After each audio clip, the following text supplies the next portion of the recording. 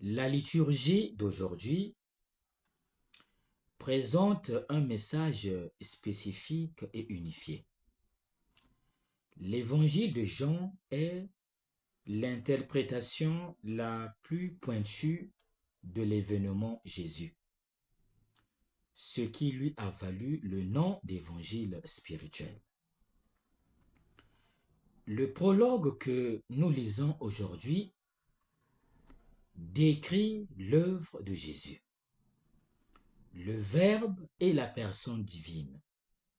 Dans le vaste horizon biblique du plan de salut que Dieu a tracé pour l'homme. Le prologue affirme deux réalités fondamentales du Verbe Jésus. Celle d'être Dieu et celle de s'incarner dans la nature humaine. D'abord, l'évangéliste Jean précise l'identité du Verbe. Au verset 4, nous lisons « En lui était la vie, et la vie était la lumière des hommes. » Le Verbe est vie et lumière. Jésus est la vie. Il est le Verbe de la vie et il donne la vie.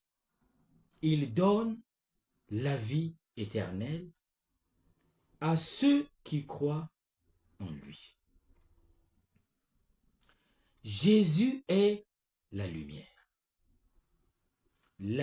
du monde, la vraie lumière, la lumière qui éclaire tout homme. Le Christ est le berger qui conduit aux sources de la vie éternelle. Ensuite, l'évangéliste Jean déclare au verset 14 « Et le Verbe s'est fait chair. » Cette parole dont Jean est témoin devient chair. Comment une parole devient-elle chair? L'homme vit de la parole. Jésus est le premier à vivre de la parole du Père et à l'avoir vécu dans sa chair de fils.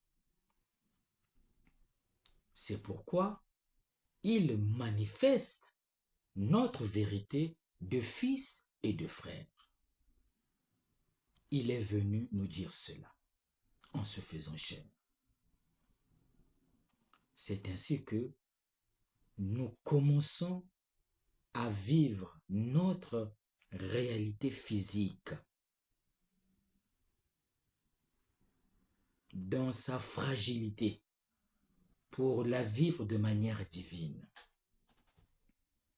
En un mot, l'expression « et le Verbe s'est fait chair » exprime l'humanisation du Verbe. C'est-à-dire, le Verbe, à un moment précis et historique, s'est fait homme dans sa fragilité et son impuissance. Comme toute créature, en naissant d'une femme, Marie. Telle est l'annonce qu'il faut croire pour être sauvé. Tout esprit qui confesse Jésus-Christ venu dans la chair est de Dieu. Et tout esprit qui ne confesse pas Jésus n'est pas de Dieu. C'est là l'esprit de l'Antichrist. 1 Jean chapitre 4, versets 2 à 3. Dans le credo de Nicée-Constantinople, nous disons « Pour nous les hommes et pour notre salut, il est descendu du ciel. Il s'est incarné, il s'est fait homme. Le concile de Nicée, en utilisant cette formule, a enseigné que l'incarnation s'est accomplie pour nous. Le Christ existe pour nous. C'est pour nous. C'est-à-dire en notre nom que l'incarnation a eu lieu. Ce faisant, l'être le plus parfait s'est mis au service d'être imparfait. C'est ce qui rend le mystère étonnant. Le Verbe s'est fait chair pour notre bien. Non pas qu'il soit devenu un moyen, car une personne ne devient pas un moyen simplement parce qu'elle s'efforce de procurer le bien d'une autre. Mais le Christ, sans être rabaissé au rang d'instrument, est véritablement en cela au service de l'humanité pour l'élever à une perfection divine. L'incarnation n'est pas un acte dans lequel Dieu se serait cherché lui-même ou aurait cherché son propre avantage. Le Christ nous vient du Père comme un pur don. Il exprime un amour qui ne cherche aucun avantage pour lui-même. Le Christ est la manifestation de l'amour divin. Et c'est à cause de nous que l'incarnation a eu lieu. Posons-nous alors la question. Quelle est la portée de la fête de Noël? Noël a une double signification, théologique et christologique. Signification théologique. Noël est un événement trinitaire. Le Père a envoyé le Fils dans le monde pour y envoyer avec lui l'Esprit. C'est la synthèse de toute l'économie chrétienne du salut, qui trouve donc dans le mystère de Noël son point alpha, et dans le mystère de la Pentecôte son point oméga, qui a dans le Père son origine, dans le Fils sa médiation, dans l'Esprit sa perfection consommatrice. Pour faire bref, à Noël, nous contemplons l'humilité du Père, du Fils et de l'Esprit Saint. L'humilité du Père consiste en ceci: livrer le Fils. À Noël, le Père se fait humble avec le Fils, c'est-à-dire qu'il participe à sa kénose. Celle-ci, en effet, n'est pas donnée sans la mission que le Père a confiée au Fils. Le Fils est descendu du ciel parce qu'il a été envoyé par le Père pour accomplir sa volonté. La kénose, en tant qu'acte de salut, trouve son origine dans le Père. Noël est un événement qui concerne à la fois le Fils et le Père.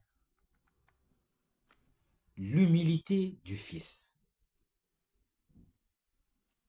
Le Fils se fait serviteur. Le Fils, dans l'incarnation, assume la condition de serviteur. Il dissimule sa gloire.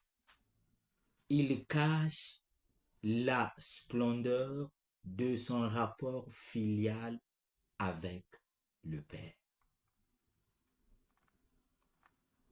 L'humilité de l'esprit consiste en ceci: travailler au-delà de la parole.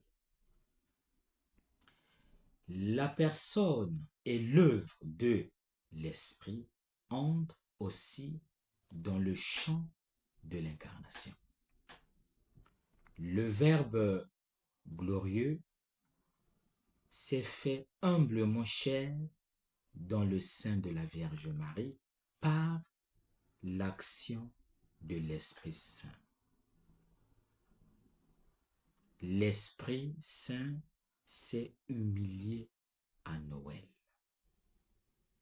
Il s'est fait à son tour serviteur du serviteur de Yahvé, se mettant à sa disposition pour toujours.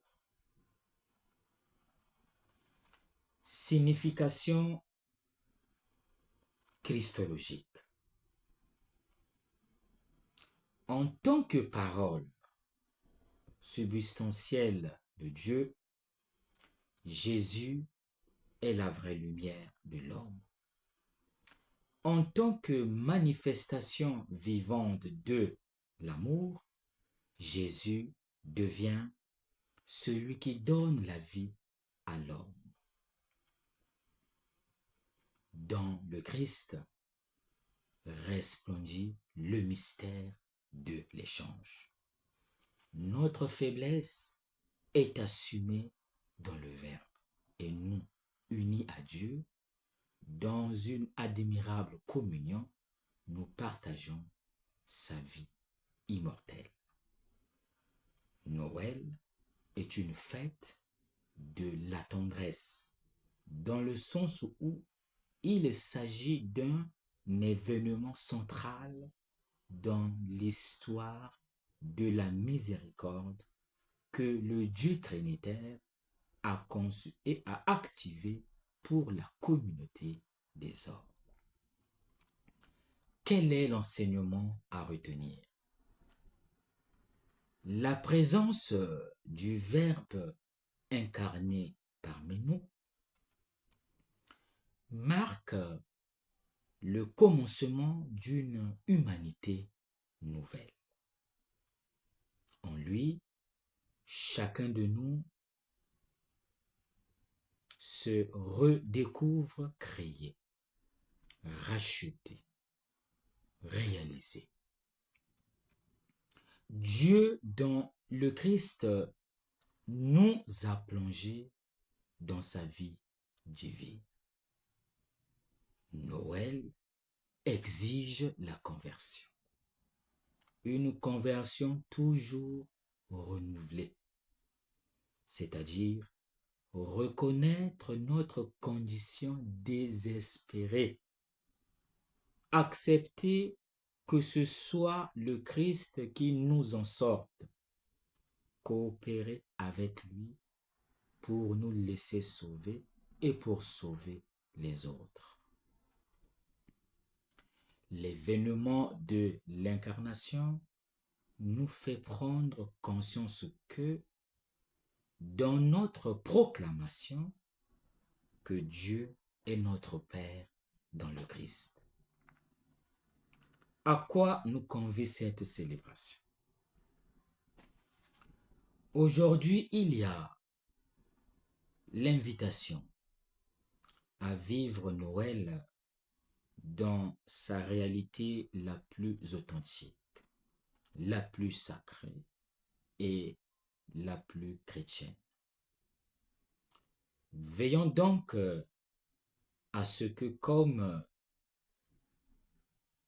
l'a rappelé le pape Benoît XVI lors de l'audience générale du 21 décembre 2011, dans la société actuelle, l'échange de vœux ne perd pas sa profonde valeur religieuse et que la fête ne soit pas absorbée par les aspects extérieurs qui touchent la corde sensible.